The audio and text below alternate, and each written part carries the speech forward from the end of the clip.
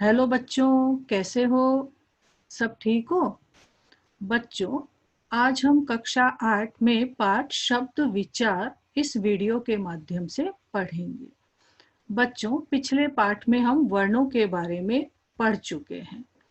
जैसा आप सभी जानते हैं कि वर्णों के मेल से ही शब्दों का निर्माण होता है। तो वर्णों या अक्षरों के मेल से बना ऐसा स्वतंत्र समूह या सार्थक इकाई जिसका कोई निश्चित अर्थ हो, अर्थात जो शब्द हैं वह वर्णों या अक्षरों के मेल से बनते हैं तथा स्वतंत्र होते हैं और जिनका एक निश्चित या सार्थक अर्थ होता है, उसे हम कहते हैं शब्द। जैसे देखिए, राहुल। राहुल को अगर हम लोग उसको खंड कर देंगे तो उसका कोई अर्थ नहीं निकलेगा। जैसे र, आ, ह, उ, ल, अ, इसका कोई अर्थ नहीं निकलता है। लेकिन अगर हम इन्हीं वर्णों को आपस में जोड़ देते हैं तो वह उसका एक सार्थक अर्थ निकल जाता है, उसका एक निश्चित अर्थ निकल जाता है जो हमें समझ में भी आता है। उसी प्रकार से दूसरा उदाहरण देखिए, जैसे काजल। काजल के अगर हमने वर्ण के जो हमने इनको खंड कर दिए हैं तो इसको हम समझ नहीं पाते हैं, लेकिन अगर इन्हीं वर्णों को हम लोग जोड़ देते हैं तो उससे एक शब्द बन जाता है काजल, जिसका एक अर्थ निकलता है। तो इस प्रकार से वर्णों या अक्षरों के मेल से बना हुआ स्वतंत्र समूह या सार्थक इकाई जिसका एक निश्चित अर्थ होता है, उसे हम शब्द कहते हैं। शब्दों का वर्गीकरण, अर्थात शब्दों को 4 भागों में बांटा गया है। सबसे पहला है उत्पत्ति के आधार पर, रचना के आधार पर, प्रयोग के आधार पर और अर्थ के आधार पर।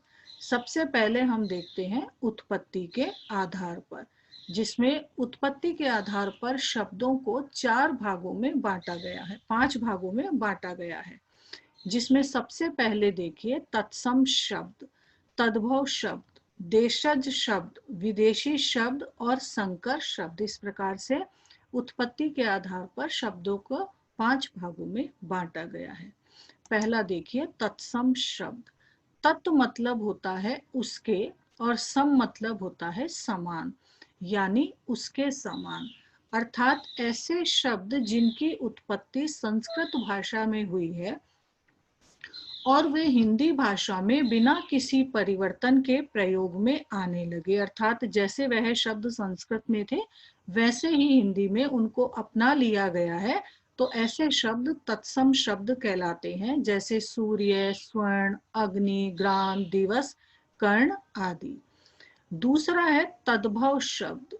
ऐसे शब्द जिनकी उत्पत्ति संस्कृत भाषा में हुई लेकिन जब वह हिंदी में आए तो उनका थोड़ा सा रूप परिवर्तन हो गया है, रूप बदलकर वह हिंदी में आ गए हैं या लगातार प्रयोग में आने के कारण उनका रूप परिवर्तित हो गया है।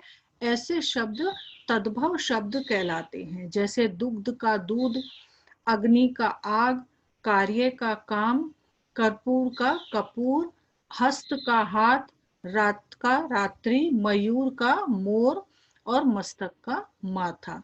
तो इस प्रकार से तत्सम शब्द जो संस्कृत से हिंदी में जो कि त्यों अपना लिए गए हैं और तद्भव शब्द जो कि हिंदी में आने पर उससे पहले भी थोड़ा सा रूप परिवर्तन करके आए हैं, हिंदी में आने के बाद उनका रूप परिवर्तन हो गया है।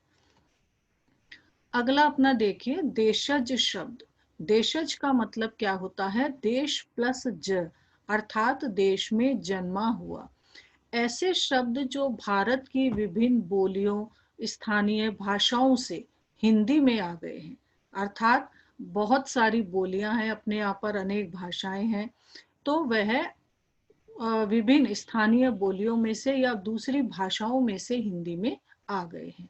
वे क्या कहलाते हैं? देशज शब्द कहलाते हैं। जैसे पेट, लोटा, पगड़ी, झंझट आदि।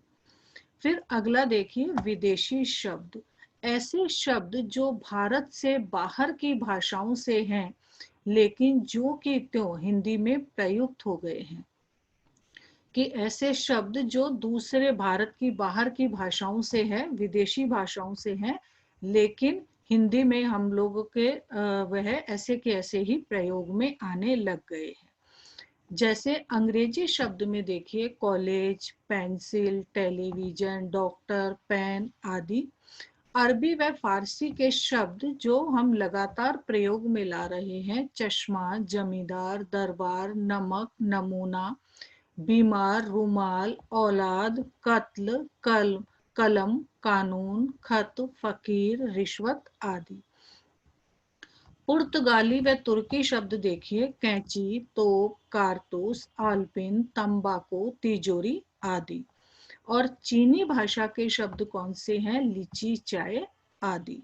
तो इस प्रकार से यह विदेशी शब्द जो लगातार हिंदी भाषा में प्रयोग में आ रहे हैं। फिर अगला इसका रूप देखिए उत्पत्ति के आधार पर संकर शब्द।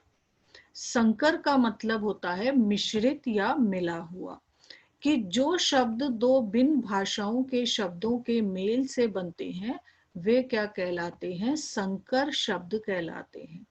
ये संकर है, शंकर नहीं है बेटा, इस बात का आपको ध्यान रखना है। संकर शब्द जैसे लाठी चार्ज, तो लाठी क्या है? हिंदी का शब्द है, और चार्ज क्या है? अंग्रेजी का शब्द है। तो इन दोनों भाषाओं से मिलकर क्या बना है? लाठी चार्ज। अगला उदाहरण देखिए फलदार। फल क्या है? हिंदी है, और दार क्या है? फारसी है। तो दोनों शब्दों से मिलकर क्या बना है? फलदार शब्द बना है। ये तो अभी तक हमने देखे उत्पत्ति के आधार पर। अब हम देखेंगे रचना के आधार पर शब्दों के भेद। रचना के आधार पर शब्द के 3 भेद होते हैं।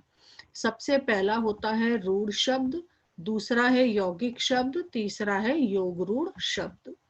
सबसे पहले हम देखेंगे रूढ़ शब्द।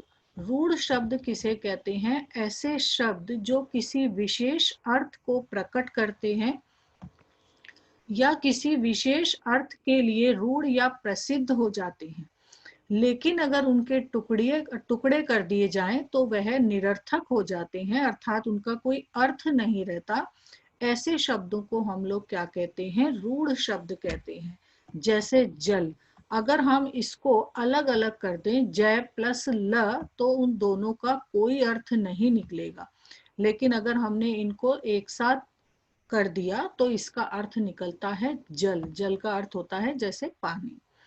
तो इसी प्रकार से रूढ़ शब्द किसको कहते हैं? जो कि एक विशेष अर्थ के लिए रूढ़ या प्रसिद्ध हो गए हैं, और वह संपूर्ण होने पर ही एक अपना सार्थक अर्थ देते हैं। अगर टुकड़े कर देते हैं तो वे निरर्थक हो जाते हैं।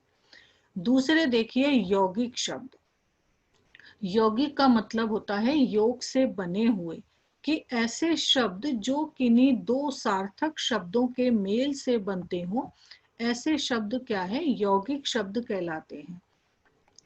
और जब हम इनके खंड करते हैं या टुकड़े करते हैं तो वह भी कैसे होते हैं? सार्थक होते हैं। सार्थक का मतलब है उनका एक सही अर्थ या निश्चित अर्थ निकलता है।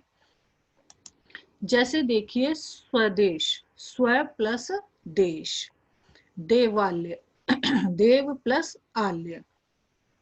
रेलगाड़ी, रेल प्लस गाड़ी। अर्थात यह दो सार्थक शब्दों के मेल से बने हुए हैं, और अगर हम इनके खंड भी करते हैं तो दोनों का अपना एक निश्चित अर्थ निकलता है। ऐसे शब्दों को कहा जाता है यौगिक शब्द। अगला देखिए योग रूढ़ शब्द। योग रूढ़ अर्थात योग से बने हुए लेकिन किसी विशेष अर्थ के लिए रूढ़ या प्रसिद्ध हो गए हों। ऐसे शब्द जो किन्हीं दो शब्द के योग से बने हो और बनने पर किसी विशेष अर्थ का बोध कराते हैं, वे शब्द योग रूढ़ शब्द कहलाते हैं। जैसे देखिए लंबोदर। लंबोदर का क्या होता है? लंबा प्लस उदर। लंबा है उदर जिसका, अर्थात गणेश जी का, कि लंबा उदर केवल हम अगर जहां पर भी लंबोदर नाम आता है तो हम गणेश जी के लिए ही उसको प्रयुक्त में लाते हैं। उसी प्रकार से दूसरा उदाहरण देखिए जलज। जल प्लस ज अर्थात जल में उत्पन्न होने वाला। जैसा बच्चों आप सभी जानते हैं कि जल में तो बहुत सारी वनस्पतियां भी उत्पन्न होती है, जीव जंतु भी उत्पन्न होते हैं, लेकिन जहां पर जलज अर्थात जल में उत्पन्न होने वाले का नाम आता है, वहां पर जलज का हमने क्योंकि एक ही अर्थ निकालते हैं, कमल। तो इस प्रकार से योग रूढ़ शब्द क्या होते हैं, जो कि दो सार्थक शब्दों के मेल से बने और किसी विशेष अर्थ के लिए वह प्रसिद्ध हो जाते हैं, उन्हें कहा जाता है योग रूढ़ शब्द। बच्चों, अब शब्दों का वर्गीकरण में प्रयोग के आधार पर और अर्थ के आधार पर हम जो भेद हैं इसके हम इस वीडियो के भाग 2 में पढ़ेंगे। धन्यवाद।